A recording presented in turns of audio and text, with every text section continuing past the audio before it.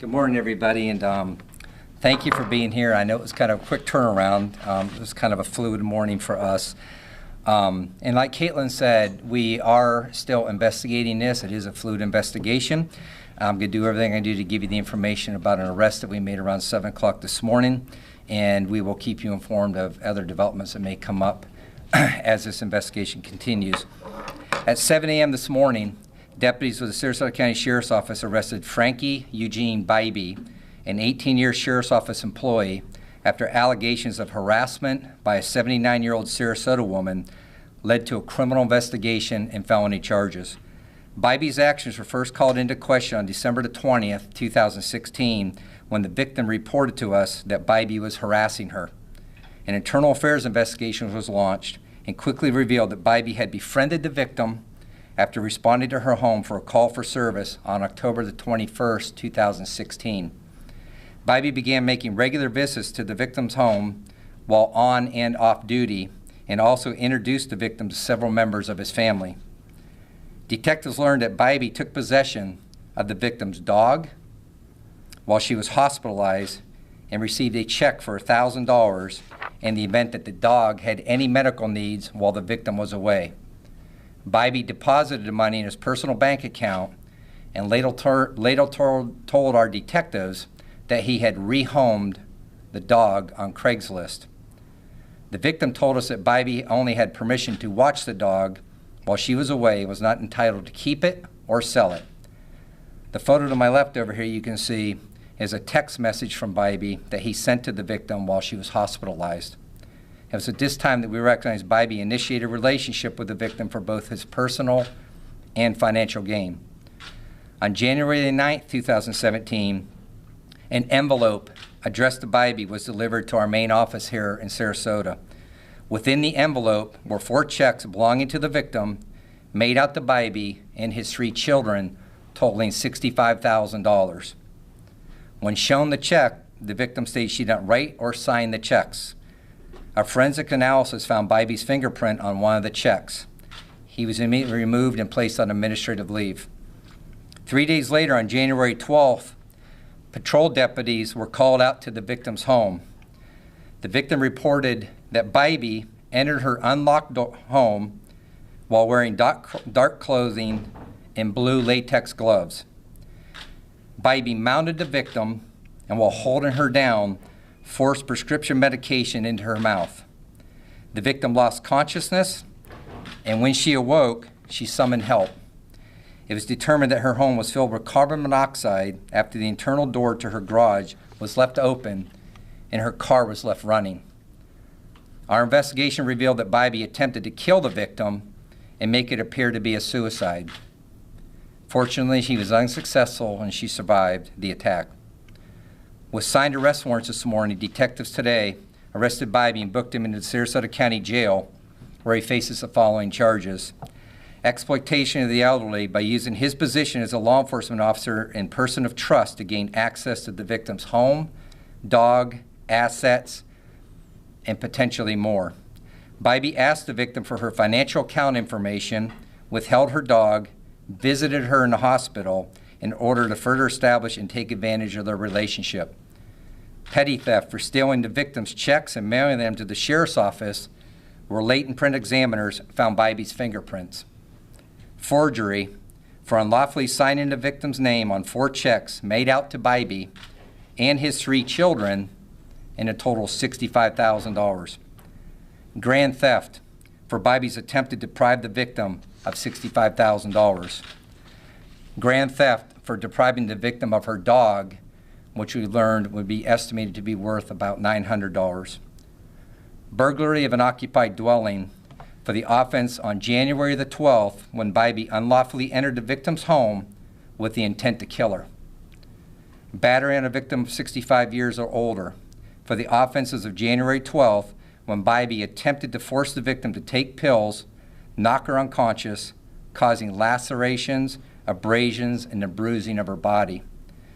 Attempted murder for the January 12th offenses in which Bybee burglarized the victim's home, attempted to force her to take prescription medication, and left her internal garage door open and the car running in order to fill her home with carbon monoxide, for the purposes of killing her and making the incident appear to be a suicide.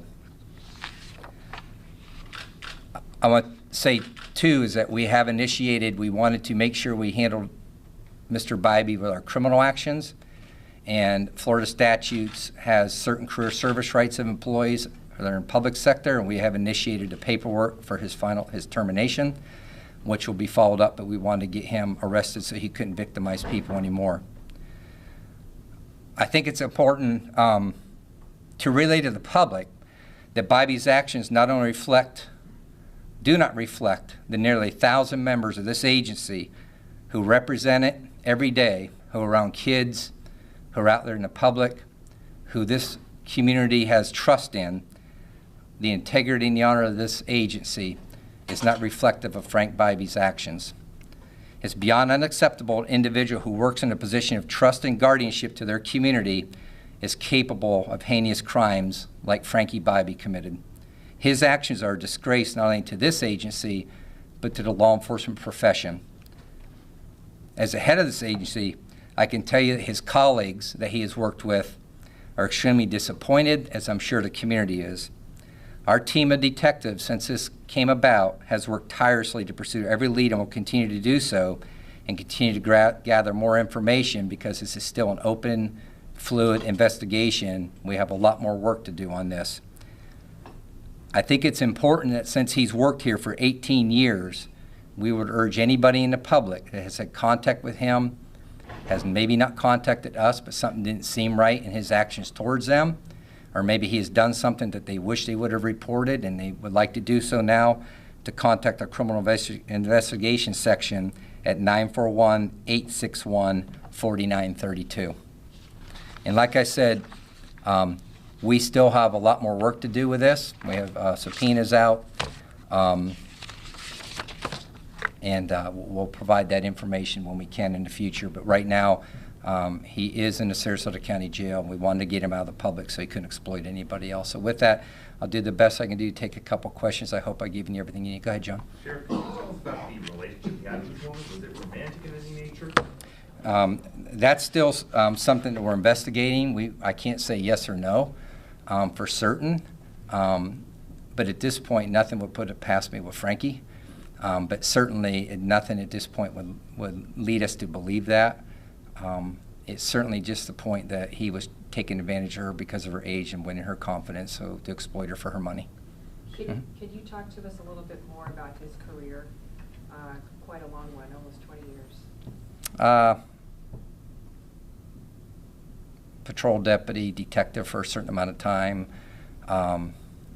Nothing glamorous, I would say, about him.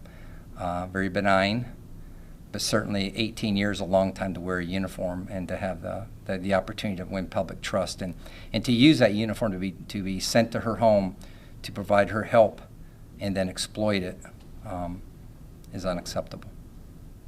Sheriff, you mentioned that his family is involved in this as well. Like, can you explain that at all? I wouldn't say his family's involved in it. I can't go that far to say it. I would say that he used his children as an impetus to gain money and trust from her, so he introduced his children, his family to her. And again, that's the ongoing process of continuing to winning her trust for the purpose of exploiting her. And so he did use it. And like you see here with the dog, you can see his text message to her while she's in the hospital, exploiting her dog to her to continue to win her public trust with, we believe, the purposes of accessing her financial accounts. Sheriff, has he explained at all his actions as to why he did this? And your reaction to what he has allegedly done? It would be nice to have somebody who wore this uniform for 18 years to be forthright and give us the truth. But he's a criminal, and he's acting like a criminal. And so thus he gets arrested and treated like a criminal, and he'll get prosecuted like a criminal. And I'm hoping he gets prosecuted a little bit more exceptionally than a normal criminal because he used the uniform for public trust. So it would be nice for him to tell the truth at some point in time, but at this point with the detectives, when we had him in here today at 7:30 in the morning, he didn't want to talk to him. So that itself, as a law enforcement officer, if you didn't do anything wrong, as a cop, and you have the reasons why you did anything wrong, having that opportunity to talk to people you've worked with, I would believe, is a huge story itself, that he didn't want to talk to him, invoked his rights. He's a criminal.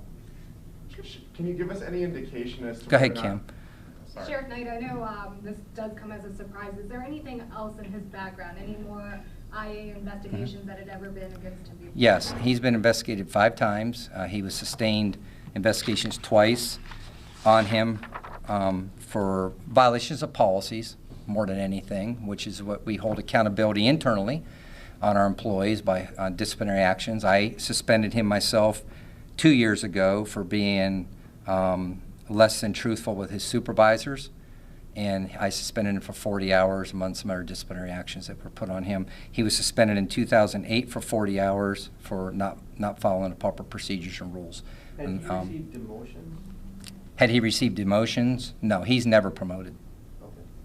Can you talk a little bit about the timeline here and when police became involved with the investigation? I know there was obviously some theft prior to the attempted murder. We started an inquiry in internal affairs on him when it came to our attention on December the 20th, was when everything was initiated. So the attempted murder happened after the investigation had already While we were investigating him, when he entered her home was on January 12th of this year. of this year, when he entered her home.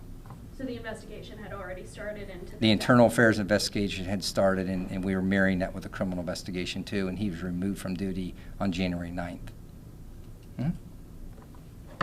Okay? Thank you, everybody.